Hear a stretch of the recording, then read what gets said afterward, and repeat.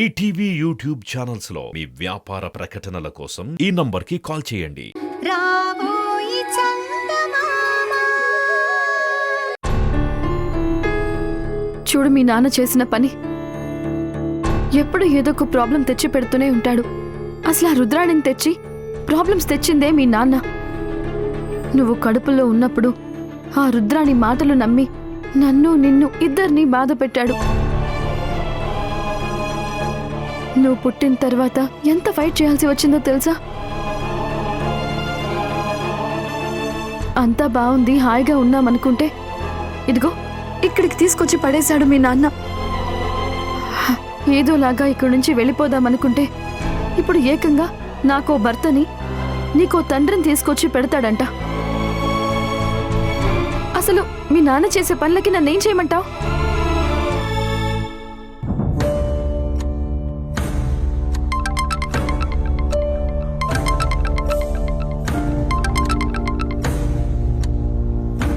Hello అత్తయ్య. చంద్రిక, ఏవైంది? ఎందుకలా ఏడుస్తున్నావు? అక్కడ ఏమీ ప్రాబ్లం లేదు కదా? ఎందుకు లేదత్తయ్య, అసలు ఇక్కడికి రావడమే పెద్ద ప్రాబ్లం. మాకు సంబంధం లేకుండా ఇక్కడికి వచ్చి పడ్డాము. అవకాశం దొరికి ఇక్కడి నుంచి బయటపడదామనుకుంటే మీ అబ్బాయి అతి మంచితనంతో మళ్ళీ బయట పడలేనంతగా ఇరుక్కుపోయామత్తయ్య. ఇది చాలద్దు అన్నట్టు ఇప్పుడు ఇంకో పెద్ద సమస్యలో ఇరుక్కుపోయామత్తయ్య. అసలు ఏం జరిగింది? చంద్రిక నొప్పిచ్చి తనకి రెండో పెళ్లి నువ్వే చెయ్యాలా? ఇది నా మీదొట్టు. మీరు చెప్పండి అత్తయ్య, అసలు మీ అబ్బాయి చేసే పనులకి నేనేం చేయాలి? వాడంటే మాట్లాడే పరిస్థితిలో లేడు.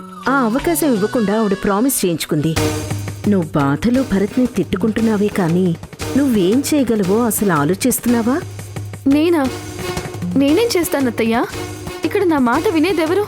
నువ్వే చెప్పాలి. ఎందుకంటే వేరెవరితో సమస్య కాదు, నీ సమస్య.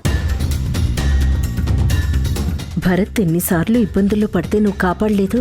అలాంటిది ఇప్పుడు నువ్వెందుకు ఏడుస్తున్నావు? మరేం చేయనత్తయ్యా? వెళ్ళి లక్ష్మి గారి దగ్గర నేను పెళ్లి చేసుకోను అని చెప్పు. నీకిష్టం లేకుండా ఏమీ వాళ్ళు బలవంతంగా తాళి కట్టించలేరు కదా. ఆవిడేదో తన కోడలికి మంచి చేయాలని ఆలోచిస్తోంది. మరి కోడలిగా నీ మనసులో ఏముందో చెప్పు. ఏ నువ్వు కాదు అని అంటే నిన్నేవైనా కట్టేసుగాని పెళ్లి చేస్తారా? లేదు కదా. ప్రతి సమస్యకి ఒక పరిష్కారం అంటూ ఉంటుంది. నువ్వు లాయర్ చంద్రికలా ఆలోచించటం లేదు. ఒక మామూలు ఇల్లాలిగా ఆలోచించి టెన్షన్ పడుతూ ఉన్నావు. అర్థమైందా? వెళ్ళు, వెళ్ళి డైరెక్ట్గా నీ మనసులో ఉన్నది స్ట్రైట్గా చెప్పేసేయ్. థ్యాంక్స్ అత్తయ్య, నాకు ఈ ఆలోచనే రాలేదు. నేను ఇప్పుడే వెళ్ళి చెప్తాను. పిచ్చి పిల్ల.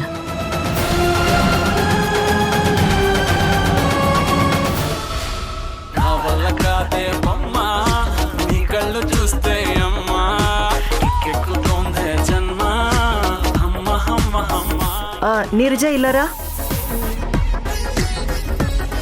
ఏంటి మేడం?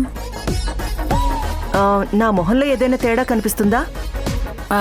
లేదు మేడం, ముడతలు కనిపించకుండా బాగానే మేకప్ చేస్తున్నారు కదా. ఇప్పుడు చెప్పు, ఎలా ఉన్నాను? మొహంలో కొత్త గ్లో కనిపిస్తుందా లేదా? ఫౌండేషన్ మార్చినట్లున్నారు కదా మేడం, తేడా తెలుస్తుందిలేండి. నీకింకో దవడ పగలాలే, అప్పుడు కాని బుద్ధి రాదు. అరే, చంద్రిక అడ్డు తొలగించుకొని భరత్ని నా సొంతం చేసుకోబోతున్నాను. ఆ ఆనందంలో ఫేస్లో గ్లామర్ పెరుగుతుంటే అది చెప్పకుండా ఏదేదో చెప్తావేంటే మెంటల్ దానా? అసలేంటండి మీరు నాకు చెప్పిందేంటి, చేసిందేంటి? మిమ్మల్ని నమ్మినందుకు నన్ను ఇంత మోసం చేస్తారా? మీరు నాకు సిస్టరా, శత్రువా? అసలు ఏం చేస్తున్నారండి? ఏమైంది సిద్ధు? ఎందుకు అంత ఎమోషనల్ అవుతున్నావు? ఇప్పుడు ఏమైంది? ఇంకేం కావాలి?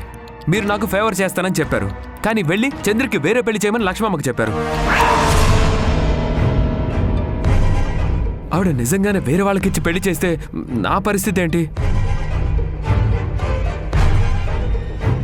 చంద్రకి పెళ్ళైపోతే మీ ప్రాబ్లం సాల్వ్ అయిపోతుంది, కానీ చంద్రిక నాకు దూరం అవుతుంది కదా. మిమ్మల్ని నమ్ముకున్నందుకు చాలా బాగా చేశారు. అయిపోయిందా? ఇంకా ఏమైనా ఉందా? నేనేమైనా జోక్ చేస్తున్నాను అనుకున్నారా?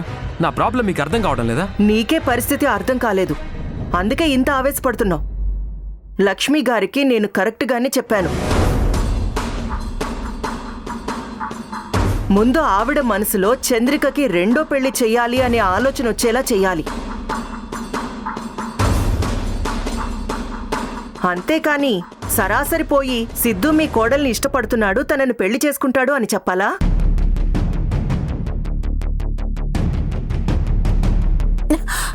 అలా చెప్తే ముందు నిన్ను మెడపట్టి బయటికి గంటుతారు.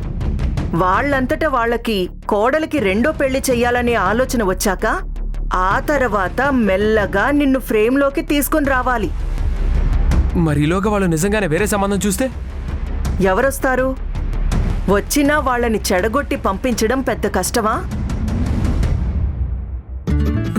అవునవును, ఏదైనా చెడగొట్టడం, పాడు చేయడం, విడగొట్టడం లాంటివి మా మేడంకి బాగా తెలుసు. అందులో భయపడాల్సిందేం లేదు. మా మేడంకి ఇలాంటివన్నీ వెన్నతో పెట్టిన విద్య. సిద్ధు గారు, సిద్ధు, ఇలా అనుకోగానే అలా వెంటనే పెళ్ళైపోదు.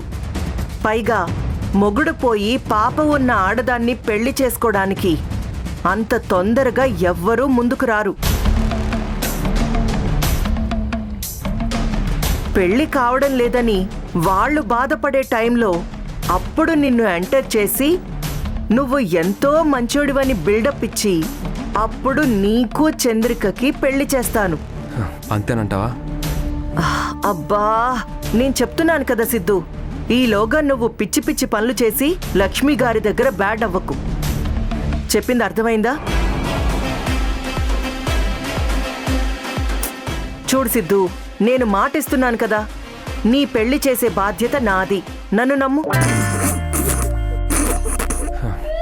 సరే సిస్టర్, మీరు చెప్పారు కాబట్టి నమ్ముతున్నాను.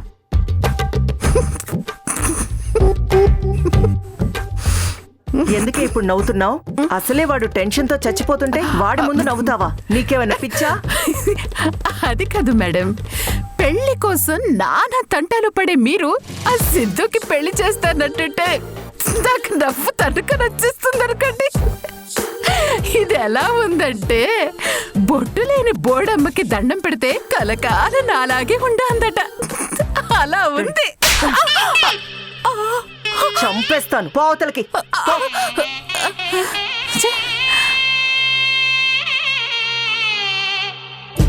అమలు, అమలు, నీకు మంచి రోజులు వస్తుండాయమ్మా. నీకు నాన్న లేని లోటు తీర్చబోతున్నాను. నిన్ను అమ్మని బాగా చూసుకునే నాన్నని తీసుకొస్తాను. కూసో.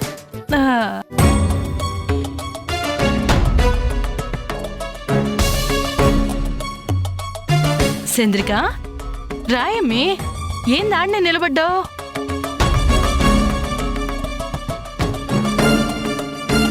అత్తయ్య, పాపనిలా ఇవ్వండి. ఉండని అమ్మా, నేను ఆడిస్తానులే. వద్దత్తయ్య, నేను ఈ పాపని తీసుకొని ఈ ఇల్లు ఊరు విడిచి వెళ్ళిపోతున్నాను. ఏంటి తల్లి, ఎందుకట్ట అంటుండవు? వెళ్ళిపోతావా? యాడికి పోతావు? మమ్మల్ని అందరినీ వదిలిపెట్టి యాడికి పోతావు తల్లి? అసలు నువ్వు ఎందుకిట్ట మాట్లాడుతూ ఉండవు? ఏమైనాది? ఎవరైనా ఏమైనా అన్నారా? ఎవరో కాదత్తయ్య, మీరే చేస్తున్నారు.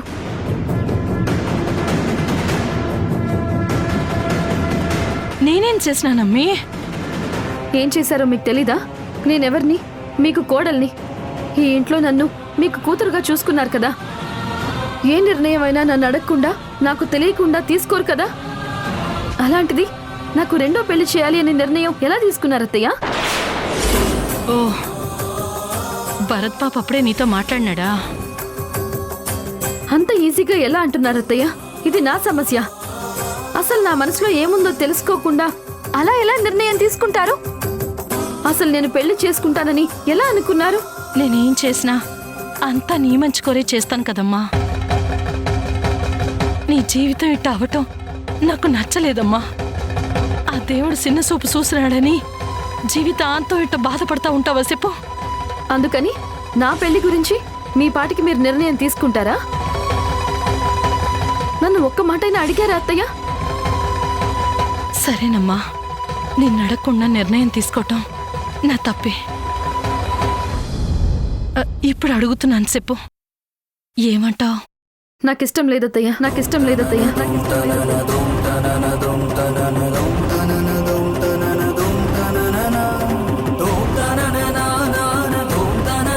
ఏ ఆడపిల్లైనా జీవితంలో ఒకేసారి తాళి కట్టించుకోవాలి అనుకుంటుంది. పదే పదే తాళి కట్టించుకుంటే అది ఎగతాళవుతుంది. నువ్వు చెప్పేది నిజమేనమ్మా, కానీ నీ పరిస్థితి వేరు. నూరేళ్లు నీతో కలిసి బతకాల్సినోడు నా కొడుకు నీకెట్టాగో దూరం అయిపోయినాడు. ఆడుంటే నీకు ఇట్లాంటి పరిస్థితి వచ్చేదే కాదు, నాకు కూడా ఇట్లాంటి ఆలోచన వచ్చేదే కాదమ్మి. అందుకని నాకు ఇంకో పెళ్లి చేసి నన్ను ఇక్కడి నుంచి పంపించేద్దాం అనుకుంటున్నారా అత్తయ్య? నేను మీకు భారంగా ఉన్నానా? అదేందమ్మి, నువ్వు నాకు భారం కావడం ఏంది? నువ్వెందుకట్ట అనుకుంటా ఉండవు? నీ జీవితం, పాప జీవితం బాగుండాలనే కదా. మేము చాలా బాగున్నాం అత్తయ్య. నా వల్ల మీకు ఇబ్బంది ఉంటే చెప్పండి, నేను పాపం తీసుకుని దూరంగా వెళ్ళిపోతాను. అంతేకాని ఇలాంటి నిర్ణయాలు తీసుకోవడం నాకేం నచ్చలేదు అత్తయ్య. చిన్న పిల్లవి, నీకేమీ తెలియదమ్మా. తోడులేని జీవితం ఎంత నరకమో నీకెంత చెప్పినా అర్థం కాదు. నాకు తెలుసు. నేనంతా యోచన చేసి ఈ నిర్ణయం తీసుకొనుండాను. అంటే నాకు వేరే పెళ్లి చేసి నన్ను దూరంగా పంపించేయాలి అని నిర్ణయం తీసుకున్నారు కదా, అంతే కదా? నేనెట్టా పంపిస్తానమ్మీ? నేను ఈడ్నే పెట్టుకుంటాను, ఆ అబ్బాయినే ఇల్లరికం తెచ్చుకుంటాను. మీరు ఇల్లరికం తెచ్చుకోవాలని ఆలోచిస్తున్నారు. నేను అసలు ఈ ఇల్లే వదిలి వెళ్ళిపోవాలని ఆలోచిస్తున్నాను అత్తయ్య. నా మీద మీకు ఏ మాత్రం అభిమానం ఉన్నా ఇలాంటి ప్రయత్నాలు మానుకోండి.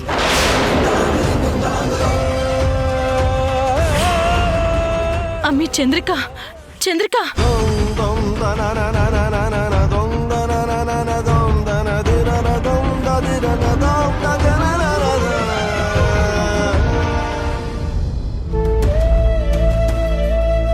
చెప్పండి, నాకు రెండో పెళ్లి చేయాలని లక్ష్మి గారు మీతో మాట్లాడారా? నిజం చెప్పండి. ఇక్కడ సమస్యలు సాల్వ్ చేద్దాం అనుకొని చివరికి మనమే పెద్ద సమస్యలో ఇరుక్కుపోయాం.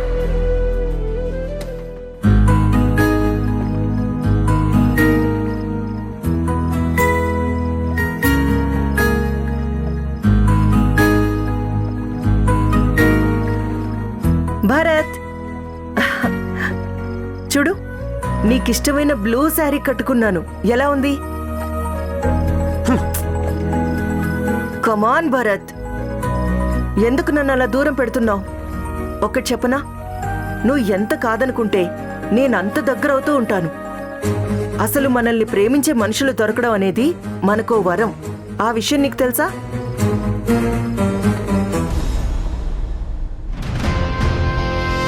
ఆ విషయంలో నేను ఎప్పుడూ అదృష్టవంతుడినే. ఎందుకంటే నన్ను ప్రేమించే చంద్రిక ఎప్పుడూ నాకుంది. ఇప్పుడు నువ్వు కానీ అటు చంద్రిక కానీ ఏం చేయలేరు భరత్. ఎందుకంటే మీరిద్దరూ లాక్ అయిపోయారు. ఆ లక్ష్మి గారు ఖచ్చితంగా చంద్రికకి వేరే పెళ్లి చేస్తుంది. సో నువ్వు నేను కలిసి లైఫ్ని హ్యాపీగా గడిపేయచ్చు. యూ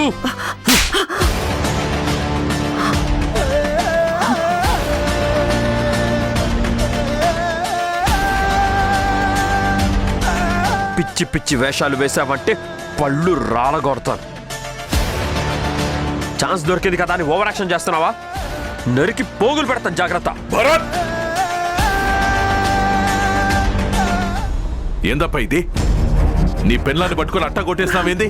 చదువుకున్నావు కదా, ఇట్టగిన పెళ్ళాన్ని చూసుకునేది ఆ మాత్రం తెలియకుండాదా? మీరే చూడండి మావయ్య గారు, అసలు ఈయనకి నేను ఇక్కడికి రావడమే ఇష్టం లేదు. నా కర్మకి నన్ను వదిలేసి ఈ ఊరొచ్చారు. ఒక ఫోన్ లేదు, ఏం లేదు. ఈయన కోసం ఎంత వెతికానో, ఎంత కష్టపడి ఈయన అడ్రస్ వెతుక్కొని వచ్చాను. మీకు తెలుసు కదా మావయ్య గారు. నాకెందుకు తెలీదమ్మా, నేనంతా చూసినాను కదా. వీరభద్రం గారు, మీకు తన గురించి తెలీదు. అసలు ఇక్కడ ఏం జరుగుతుందో అంతకన్నా తెలీదు. వదిలేయండి. నాకెందుకు తెలీదప్పా, అంతా తెలుసు. మీ ఇద్దరికి రిజిస్టర్ పెళ్లి జరుగుండది, కానీ పెద్దలందరి ముందు పద్ధతిగా పెళ్లి జరగలేదు. ఎందుకు చూడడమ్మా? ఏది ఏమైనా మీరిద్దరు మొగుడు పెళ్ళాలు. మీరిట్టా గొడవలు పడుతుంటే నేనెట్టా చూస్తా ఊరుకుంటాను. మీరండి, నాతో రండి. ఎక్కడికండి? మీరు మాట్లాడకండి, రండి రండి. సార్, లచ్చమ్మా, లచ్చమ్మా, లచ్చమ్మా, యాడున్నావు? ఇట్రా. ఏమైందయ్యా? చూడు లచ్చమ్మా, ఈ భరత్ ఏం చేసినాడో చూడు. ఈ అమ్మిని పట్టుకొని చెంప పగలగొట్టినాడు. నా కళ్ళతో నేను చూసినాడు లచ్చమ్మా.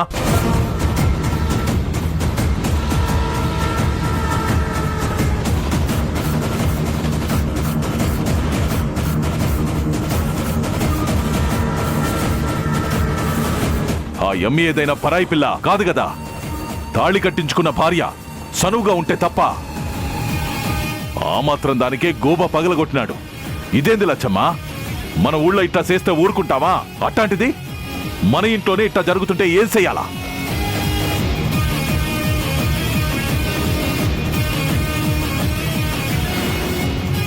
నేను కూడా చాలా సార్లు చూసుండాను లచ్చమ్మ. ఆ పిల్లని ఏ రోజు కట్టుకున్న పెండ్లాంలాగా చూసిందే లేదు.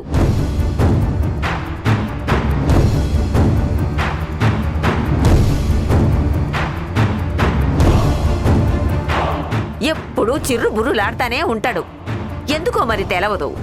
ఏందబ్బి, ఆ ఎమ్మి మీద ఎందుకు అంత కోపం? ఏంది బాబు, నువ్వెందుకట్టా ఈ అమ్మిని బాధ పెడతా ఉండవు? కట్టుకున్న దాని కన్నీళ్లు మంచిది కాదు. మొగుడు పెళ్ళాల మధ్య చాలా ఉంటాయి. ఆ మాత్రం దానికి కొట్టడం ఏంది? తప్పు కదూ?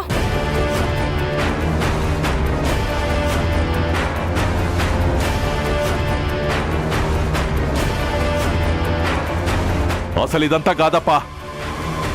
నువ్వు ఈ పిల్లని సాటుగా పెళ్లి చేసుకోవడం వల్లే ఇట్ట సులకనైపోయినది.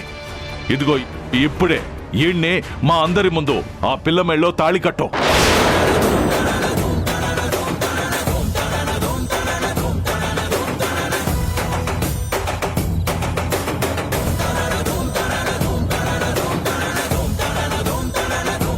ఏమంటున్నారండి? నేను తాళి కట్టడం ఏంటి? తప్పే ఉండదు బాబు. ఎట్టాగో నీ పెండ్లమే కదా, తాళి కట్టు. అందరి ముందు తాళి కట్టిస్తామని ఆ ఎమ్మికి మాటిచ్చుండాము. అది ఎట్టాగ తీరుతుంది. ఉండు, ఇప్పుడే వస్తాను.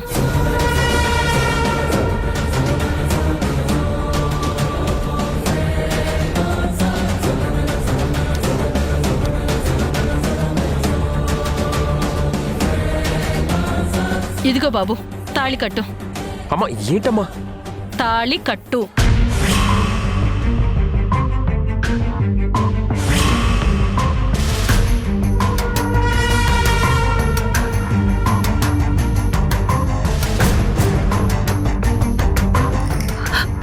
చాలా థ్యాంక్స్ అండి. మీరిద్దరూ నాకు వరాలు ఇవ్వడానికి వచ్చిన పార్వతీ పరమేశ్వరుల్లో ఉన్నారు. మీ ముందు నా పెళ్లి జరగడం అంటే గుళ్ళో దేవుడు ముందు జరిగినట్టే. నాకు ఈ వరం చాలు. తాళి కట్టండి.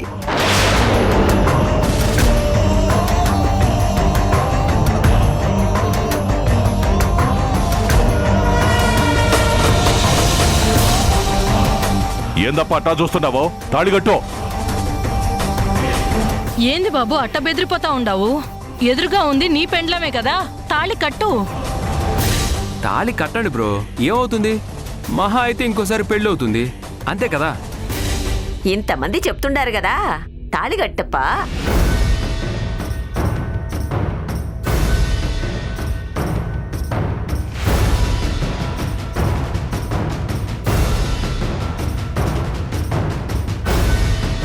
సరే, అలాగే తాళి కడతాను.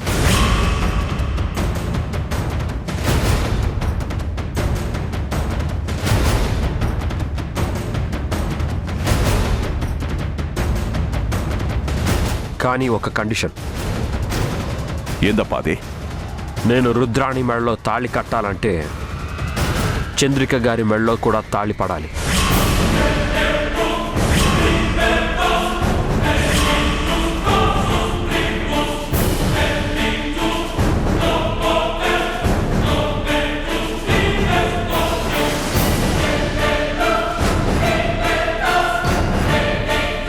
రుద్రాణి పెళ్లి, చంద్రిక గారి పెళ్లి ఒకేసారి జరగాలి, ఒకే ముహూర్తంలో జరగాలి.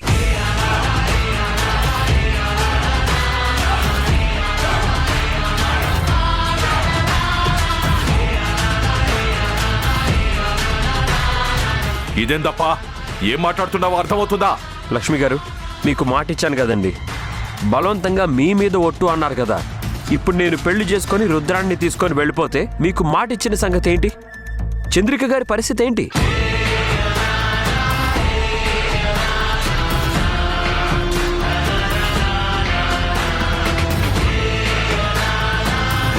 మీ కోడలి జీవితం చక్కదిద్దకుండా నేను ఇక్కడ రుద్రాని మెడలో తాళి కట్టడం అనేది కరెక్ట్ కాదు.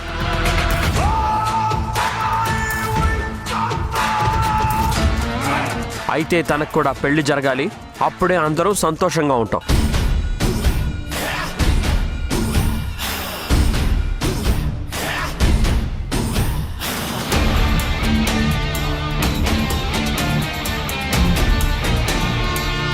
నన్ను క్షమించండి. ఏందప్పా నువ్వు? అరే, మొగుడు పోయిన దానికి పెండ్లేంది? ఏంది వీరభద్ర ఇదే? ఏం జరుగుతుండాదేడా? లచ్చమ్మ, నువ్వే మాట్లాడవేంది? అవునతమ్మా, ఆ ఎబ్బి చెప్పింది నిజమే. నేను చంద్రికకి మారు పెళ్లి చేద్దాం అనుకుంటున్నాను. అదే మాట ఆ ఎబ్బిని కూడా అడిగుండాను. చంద్రికను ఒప్పించే బాధ్యత ఆ ఎబ్బికి ఇచ్చుండనత్తమ్మా.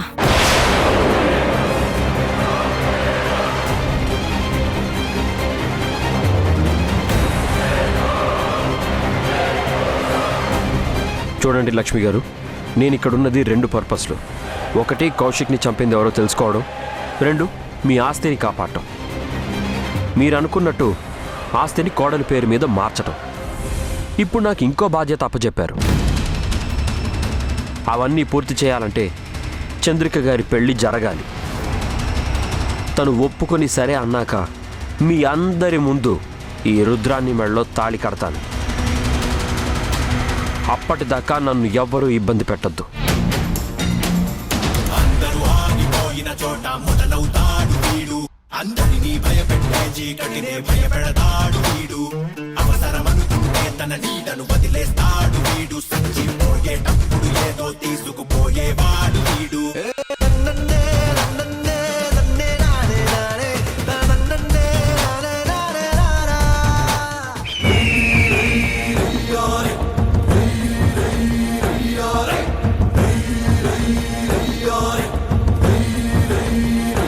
భర్త పోయిన ఆడదాన్ని పెళ్లి చేసుకోవడానికి వచ్చే వాళ్లలో చాలా మంది డబ్బు కోసమో లేదంటే అతనికి ఏదైనా ప్రాబ్లం ఉండడం వలనో ఇలాంటి సంబంధం చేసుకోవడానికి వస్తారు. అంటే చంద్రికకు పెళ్లి కావటమే కష్టమంటావా? మీరు కొంచెం మనసు పెట్టి ఆలోచించాలి. అదే అత్తయ్య, మన సిద్ధు అతనైతే ఎలా ఉంటుంది?